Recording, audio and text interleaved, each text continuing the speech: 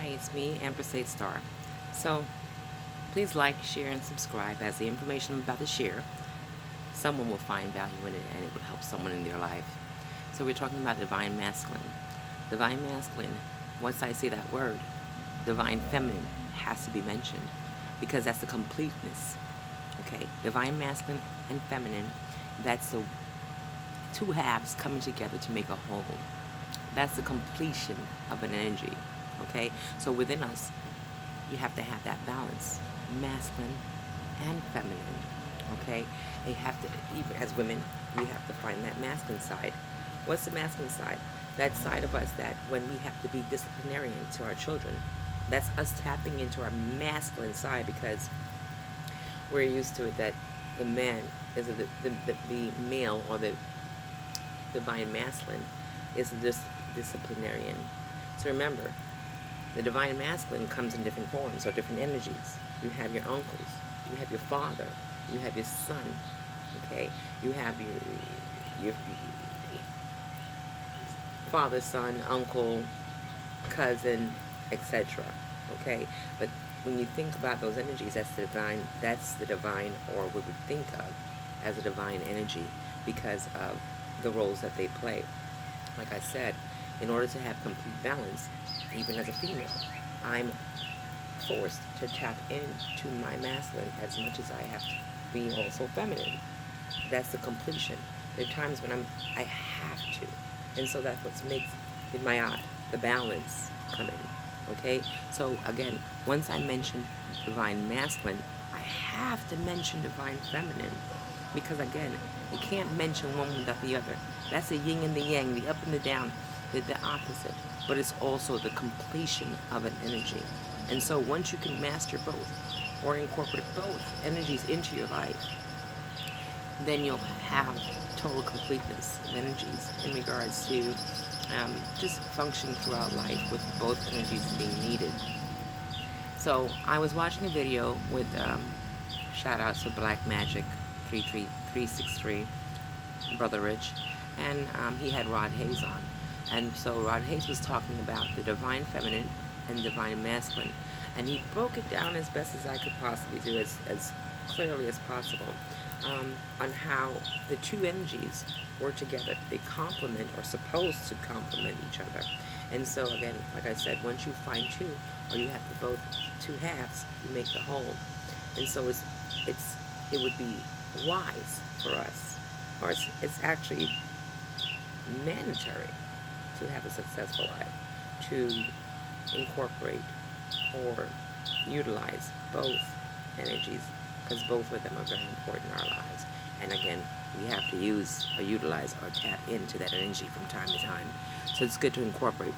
A man, divine feminine, would be him being a loving father, or him being nurturing, him being comforting, the comforting, sensitive side. That's the divine feminine, but that's how you would define the energy in the divine masculine.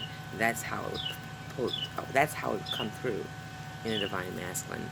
There are other ways that we can look into how the divine feminine shows itself in the divine masculine, and divine masculine showing itself in the divine feminine. Like I said, every one of us have to master both energies to be complete. It's no ifs, ands, or buts about it. But I'm going to share that video with you about Rod Hayes, sharing that information on the divine masculine and feminine, how they work together and how they complement each other. Okay, please like, share, and subscribe, and stay tuned for the video. Thank you. Empress 8 Star. In the communion of humans. When the divine masculine and divine feminine come together, that's like putting batteries in flames. What most of them is really talking about is divine feminine that realizes her divine feminine nature, and a divine masculine who recognize he is, because that's the highest connection in the communion of humans. When the divine masculine and divine feminine come together, that's like putting batteries in a remote control to change the time to one reality. Right? And the one thing that everybody gotta do is stop writing sob stories and horror stories for your life. Start writing love stories for your life. Make your life into a love story. See the end of it. You know what I'm saying? Male or female, it doesn't matter. I'm with the gangster shit. I'm with the pounding on my chest, boxing on the block. I'm with all that shit. But at the end of the day, if it ain't in the name of love, it's a waste of time. Right? So, when you do your projection for your life, always make it a love story. Whether it's a love affair with your favorite sport, love affair with whatever makes your heart happy. Make your life a love story. Stop writing that gloom and doom shit they keep telling us to write. That's deep. You said when we do our projections to make it into a love story. That's deep. Yeah. That's everything in the name of love. Everything. Yeah. I'm going to beat your ass in the name of love. Because when I get done, you're going to know what tough love is like. Oh, he said I'm going to beat your ass in the name of love. Oh, man. We're going to get to about 2 more questions, and then we're going to get out of here, family. Let's make it into a love story. That was some good. Fuels the cell. The love energy is the fuel that the mitochondria is injecting into the cell to give it life.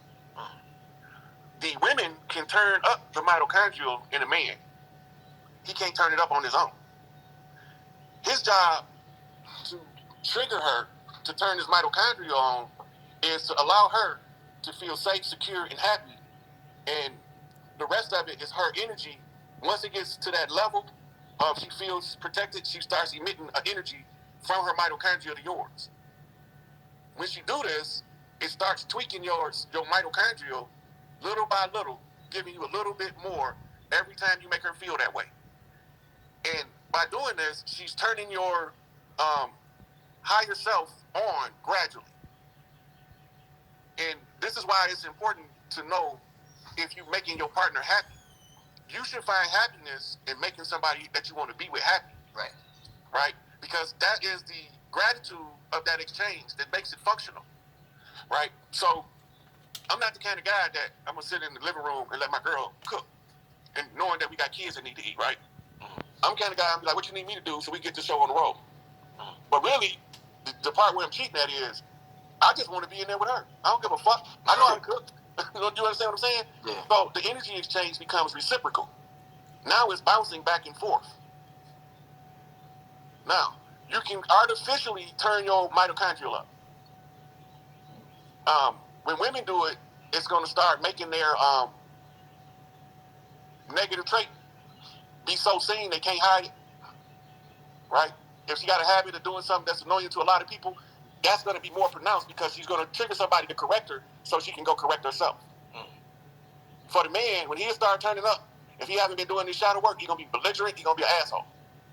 But the cheat to turn up the mitochondria is to supplement with a supplement called PQQ. This is the substance that the mitochondria use as a fuel source to operate at optimum function. Once it starts operating at optimum function, if you've been doing your shadow work and you're a man, you might get a little bit more aggressive, but you're going to be under control.